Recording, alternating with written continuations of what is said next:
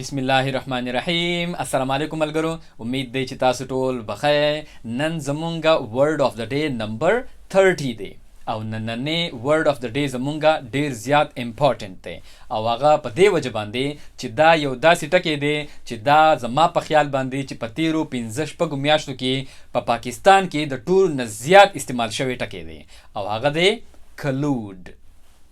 کلود زما سره یو ځل بیا وایه collude. The collude matlab de to act together secretly or illegally in order to deceive or cheat someone. د دې مطلب دا دی چې کله دوه کسان او یا د دوو نه زیات کسان په یو ځای باندې راجمع شي او په پټه باندې هغوی چاله د دوکې ورکولو دپاره د چا خلاف پلان جوړ کړي دې ته ویل کېږي کلود. په آسان الفاظو کې د دې مطلب دی سازش کول او تاسو ته پته ده چې په پاکستان کې د تیرو 15 میاشتو نه د دې لفظ دومره ډیر زیات استعمال شوی دی چې داسې ورځ به نه وي چې د دې لفظ استعمال نه کېږي. نو په اصل کې لفظ څه دی؟ کلود. اوس په آسان الفاظو کې خو د دې مطلب دی سازش. اوس په اردو کې د دې دپاره ټکي راتلی شي ملی بھگت یا ګټ جوړ یا هیرا پھیری. صحیح ده؟ نو دغه شانت دا ټول ټکي د دې لپاره استعمالیږي. کلود یو ورب دی او د دې فرست سیکنډ او تھرد فارمز دی کلود کلودد او دا مونږه په کنټینیوس فارم کې هم استعمالولی شو او دا به بیا راځي کلودینګ او دا مونږه ایز ا ناون هم استعمالولی شو او بیا به هغه ټکی راځي کلوژن. اوس راځو مونږه د دې سینونیمز او انټونیمز لا. اول به مونږه د دې سینونیمز کوو. د دې په سینونیمز کې به هغه الفاظ راځي کم چې د دې سره یو شانتي معنی ورکوي. په هغې کې یو ډیر اهم ټکی دی او ډیر عام ټکی دی، هغه پکې راځي کنسپایر او کلود بالکل یو څیز دی. صحیح ده؟ اوس د کنسپایر مطلب هم دی یعنی سازش کول. دغه شانتي کنسپیرسی هم بیا د کنسپایر نه جوړ شوی دی، د هغې مطلب هم دی سازش. اوس د دې نه علاوه بل یو سینونیم د دې راتلی شي منیپولیټ هم ویلی کېږي هیرا پھیری ته. صحیح ده؟ یا جوړ توړ ورته هم تاسو ویلی شئ. د دې هم بالکل هم دغه شانتي مطلب راځي کم چې د کلود مطلب دی. او بل یو سینونیم کېدی شي چیټ هم ویل کېږي چاله دوکه ورکول او یا دغه شانتي ډیسیو هم ویل کېږي چاله دوکه ورکول. نو دا ټول د دې سینونیمز دي. اوس د دې کلود داسې ډایرکټ انټونیم نشته دی، داسې الفاظ نشته دی چې هغه د دې ډایرکټ اپوزیټ معنی ورکوي یا څنګه چې فیر دی او انفیر دی. نو دغه شانتي د دې ډایرکټ انټونیم نشته دی. صحیح ده؟ اوس راځو مونږه اگزامپل سنټنسز لا چې دا کلود به مونږه په سنټنسز کې څنګه استعمالو. اگزامپل نمبر 1: The oil companies should not be allowed to collude to raise rates on customers.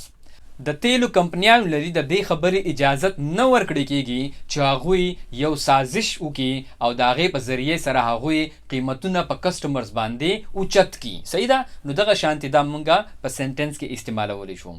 اگزامپل نمبر 2: که فرض که څوک ستاسو خلاف چېرته چا سازش کړی وي او تا ته پته ولګي چې یار دا 2 3 یا 15 کسان دا ټول راجمع شوي وو او زما خلاف یې سازش کړی وو، نو ته بیا هغوی ته ویلی شي چې you colluded against me، تاسو زما خلاف سازش کړی دی.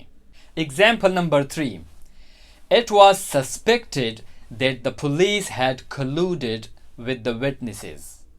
د دې خبرې شک وو چې پولیس د ګواهانو سره ملی بھگت کړی دی، د هغوی سره ګډ جوړ کړی دی، د هغوی سره یو ځای سازش کړی دی. اگزامپل نمبر 4: The managers of the company colluded with one another to conceal all the evidence of their crime. د کمپنۍ منیجرانو د یو بل سره سازش کړی وو، هغوی د یو بل سره ګډ جوړ کړی وو، هغوی هیرا پھیری کړې وه to conceal all the evidence of their crime، چې هغوی د خپل چې کوم هغوی جرم کړی دی د هغې ټول ثبوتونه پټ کړي. کنسیل ویل کېږي پټولو ته. لاست اگزامپل او په دې اگزامپل کې به مونږه کلود ایز ا ناون استعمالو او بیا به هغه استعمالیږي کلوژن. The companies were accused of acting in collusion to fix prices. په کمپنیانو باندې دا الزام لګیدلی و. accused ویل کېږي الزام لګولو ته، د دې پسې باندې تاسو الیګیشن هم استعمالولی شئ.